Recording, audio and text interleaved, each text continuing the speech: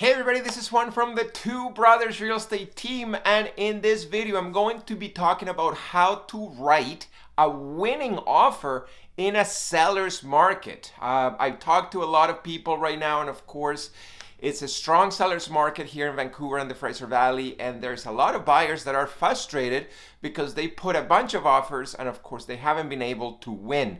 So in this video I'm going to show you the step-by-step process that I use to get my clients winning offers in this crazy seller's market. All right, so why don't we get started?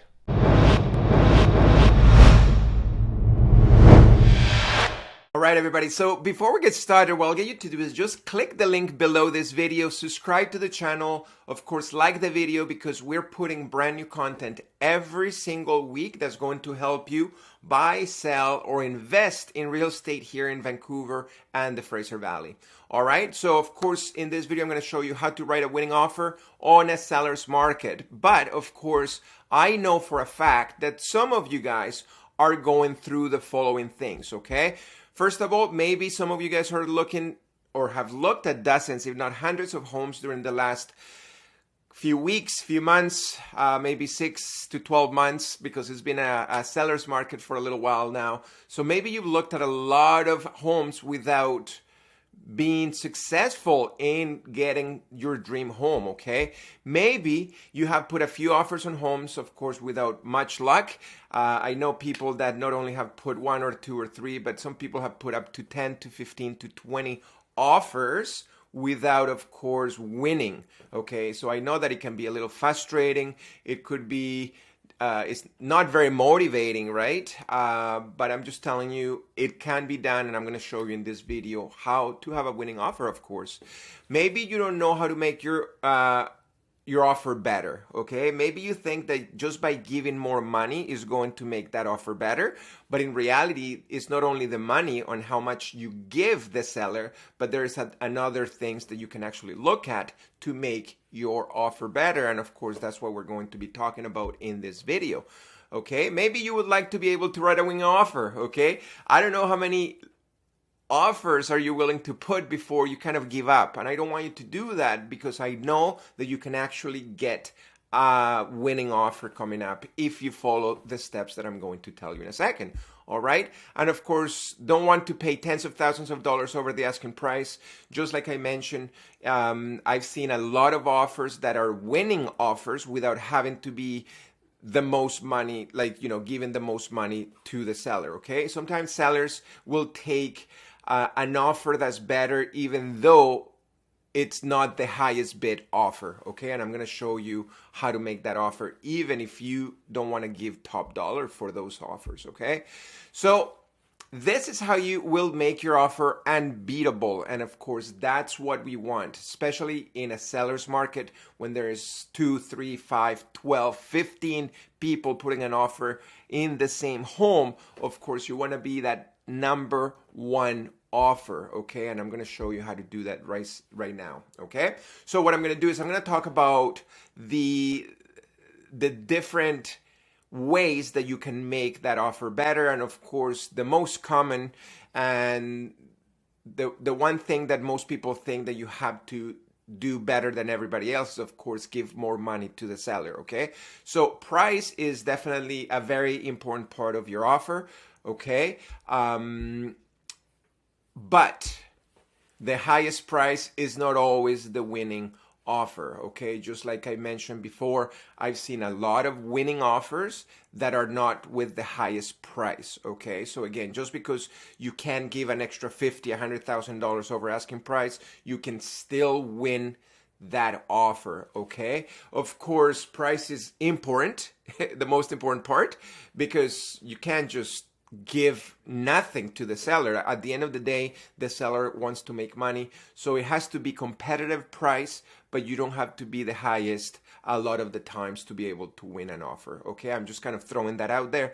So, of course, if your price is not the top price compared to all the other offers, you're going to have to make sure that the other steps that I'm going to go through are very good in your offer. Okay, now, the second thing that's on an offer that's important is, of course, the deposit. Okay, so the deposit is usually between 5 to 10% of the purchase price. Okay, so of course, if a home is $500,000, your deposit is 5% of $500,000. So it could be $25,000 as a deposit, but you can go up to 10%, which would be $50,000. I don't really recommend anything higher than 10%. I've seen people more than 10% on a deposit, and yeah, I don't know, it doesn't make such a big deal if it's any higher than 10%. Okay, but of course you do not want to go under 5% because a lot of sellers don't like that. Remember that a deposit is pretty much telling the seller that you're going to go through with the offer. You're not going to back out of the offer. So it kind of gives some sense of security to the seller that you're actually going to go through the whole process. Okay, if you're going to give a seller, if you're going to buy a $500,000 home and you give the seller $1,000 deposit, the seller is going to say, you know what, I'm not going to take that offer. That offer is not very appealing to me, because if you decide to walk out of my deal, all you lose is $1,000, which is not enough. So there's not enough skin in the game. Okay, so this is pretty much the skin in the game. How much skin in the game do you want? The more you put, the better it is. But I found, for trial and error, that anything above 10%, it doesn't make that much of a difference. Okay, so anything between 5 and 10%, like I said, is more than enough when it comes down to a deposit. Okay, now just I talked about no more than 10%, and like I said, it's security to the seller that you will go through with the deal. Okay, now the third piece of the offer, which I think this is super important, are the subjects. Okay, so subjects are pretty much conditions in your offer to make sure that the deal goes through. Okay, so some of the most common subjects on an offer is, for example, financing, or inspection, or insurance, or this is property disclosure statement, or title search, strata documents if you're buying a strata home, strata insurance, and so on. Okay, now when it comes down to subjects, of course we recommend our clients to have subjects. Okay, but of course, when it's a seller's market and there is a lot of buyers fighting for the same homes, some buyers are actually taking out some of these subjects to make the offer more appealing to the seller. Okay, so some people might say, you know what, I don't need inspection. I'm going to go through with the deal without inspection. I don't really need to read the strata documents, or whatever it is, they don't want to do it. Is it a good idea? It's not a good idea. I always suggest going through with full subjects, but there is ways to take those subjects off of your offer, so it looks better when you present it to the seller. So for example, sometimes the seller will give you access to all the strata documents, the title, the property disclosure statement, the strata insurance. All of these papers are available to the buyer before putting an offer. Okay, so if that's the case, what I recommend my clients is, of course, to look at all those papers, look at the title, look at the strata documents, the insurance, all that stuff, and read those documents before we put an offer. Okay, so even though we're not going to put it on the offer itself, they already read all the documents, they already seen the title, the property disclosure statement, and of course they agree with it. So by the time we put an offer, we don't have to put all those points as subjects. Okay, so again, I'm not saying they're not looking at that stuff. They're looking at it, but they're looking at it before we put an offer. Okay, now I've seen some people do an actual inspection before they put an offer. Okay, so again, sometimes the seller will give buyers access to the home to do an inspection before they can put an offer. So in that case, you would book an inspector before you put an offer. Of course, you're going to have to pay the inspector before, and of course the chances of course the it could be that you don't win that offer and you lost the $500 or $600 because you had to pay the inspection before. Okay, so again, that's something to look at. You can do an inspection beforehand. Again, not all the time, but sometimes, or maybe you can even ask the seller, hey, is it okay? I'm ready to go with no subjects. Is it okay if I do an inspection before I put an offer? I've seen some sellers say, yeah, no problem, you can do an inspection. And of course, like I said, if you look at the insurance, the property disclosure statement, the title, the strata documents, all that stuff before you put an offer, of course, you don't have to put all those subjects in your offer. And of course, the offer is going to be looking way better. Okay. Now, in regards to financing, of course, this is something that you're going to have to work with your mortgage broker.